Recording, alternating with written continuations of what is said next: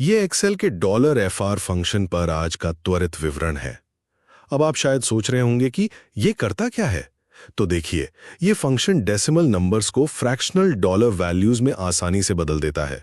जो लोग शेयर बाजार या सिक्योरिटीज का भारी भरकम डेटा संभालते हैं ना, उनके लिए तो ये सच में किसी गेम चेंजर से कम नहीं है, क्योंकि ये उनका बहुत सारा समय और मेहनत बचाता है। पहला, चलिए इसके सिंटैक्स और बेसिक बातों को समझते हैं। इसका फॉर्मूला बहुत ही आसान है। $fr और ब्रैकेट में डेसिमल डॉलर कॉमा फ्रैक्शन। आपको बता दूं कि इसमें ये दोनों ही हिस्से डालने बिल्कुल अनिवार्य है।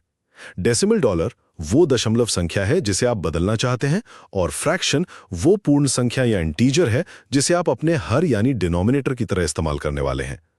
दूसरा, कुछ बहुत ही जरूरी नियम हैं जिन्हें याद रखना है ताकि आप गलतियों से बच सकें।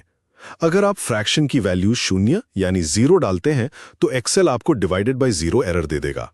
अगर ये 0 से कम यानी नेगेटिव है तो आपको नम एरर मिलेगा। और हाँ, अगर आपका फ्रैक्शन कोई पूर्ण संख्या नहीं है तो एक्सेल खुद ही उसके दशमलव हिस्से को हटा देता है। अंत में एक सीधे से उदाहरण से इसे और साफ करते हैं। मान लीजिए आप फॉर्मूला लगाते हैं बराबर का निशान $fr और ब्रैकेट में 1.125, 16। तो एक्सेल इस 1.125 को 1 और 216 के रूप में पढ़ता है और तुरंत आपको एकदम सटीक रिजल्ट 1.02 दे देता है। कुल मिलाकर $fr फंक्शन जटिल दशमलव डॉलर राशियों को सटीक और आसानी से पढ़े जाने वाले फ्रैक्शनल फॉर्मेट में ढालने का सबसे बेहतरीन टूल है। नमस्कार। कभी सोचा है कि एक्सेल में उन फ्रैक्शनल यानी भिन्नों वाली कीमतों से कैसे डील करें? आज हम एक ऐसे ही खास फंक्शन को देखेंगे जो इस मुश्किल को चुटकियों में आसान बना देगा। तो चलिए शुरू करते हैं। हाँ, शेयर बाजार में तो अक्सर कीमतें ऐसे फ्रैक्शंस में ही दिखती हैं, है ना?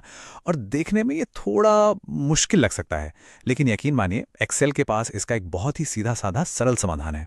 चलिए देखते हैं कि वो क्या है। तो इस पहेली का हल, इसका हल है $fr फंक्शन। जी हाँ, ये एक्सेल का एक ऐसा टूल है जो खास तौर पर बस इसी काम के लिए बनाया गया है। इसको ना एक स्मार्ट ट्रांसलेटर की तरह समझिए। ये हमारी नॉर्मल डेसिमल वाली संख्याओं को लेता है और उन्हें शेयर बाजार की भाषा मतलब कि फ्रैक्शंस में बदल देता है। कितना आसान है। ठीक है, तो अब ये समझते हैं कि आखिर ये फंक्शन काम कैसे करता है। और अच्छी बात यह है कि इसका सिंटैक्स यानी इसकी बनावट बहुत ही सीधी साधी है। ये बहुत ही सिंपल है। इसमें बस दो चीजें चाहिए होती हैं। पहली, वो नंबर जिसे बदलना है, और दूसरी फ्रैक्शन का नीचे वाला हिस्सा जिसे हम डिनोमिनेटर या हर कहते हैं। चलिए, अब थ्योरी बहुत हो गई, अब इसे एक्शन में देखते हैं। एक प्रैक्टिकल उदाहरण से समझते हैं कि यह असल में काम कैसे करता है।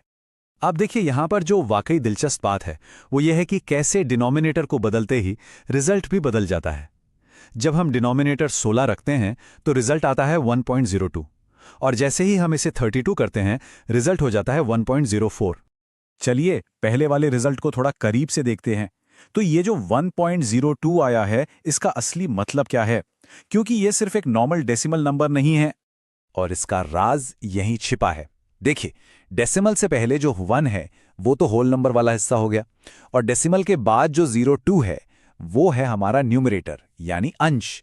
तो 1.02 का मतलब हुआ 1 and 2/16। वाह, इस बात को समझना ही इस फंक्शन का सबसे जरूरी हिस्सा है। अच्छा, अब कुछ जरूरी नियमों की बात कर लेते हैं। ये जानना बहुत जरूरी है ताकि इस फंक्शन को इस्तेमाल करते समय कोई आम गलती ना हो जाए। तो इन नियमों को बस ध्यान में रखना है। पहली बात, जो फ्रैक्शन है वो हमेशा एक पॉजिटिव इंटीजर होना चाहिए। अगर 0 से कम कोई नंबर डाला तो एक्सेल आपको #UM_error दे देगा, और अगर गलती से 0 डाल दिया तो मिलेगा #div/0error। बस इन छोटी छोटी बातों का ध्यान रखने से काम हमेशा परफेक्ट होगा। तो अब सवाल आता है, इसकी बड़ी पिक्चर क्या है? ये नया टूल हमारे फाइनेंशियल एनालिसिस में आखिर कैसे मदद कर सकता है? तो देखिए, निचोड़ ये है, जब भी ऐसे फाइनेंशियल डेटा से डील करना हो जिसमें फ्रैक्शंस का इस्तेमाल होता है, तो ये $fr फंक्शन एक बहुत ही पावरफुल साथी है। ये डेसिमल और फ्रैक्शंस के बीच की दूरी को बहुत ही आसानी से खत्म कर देता है।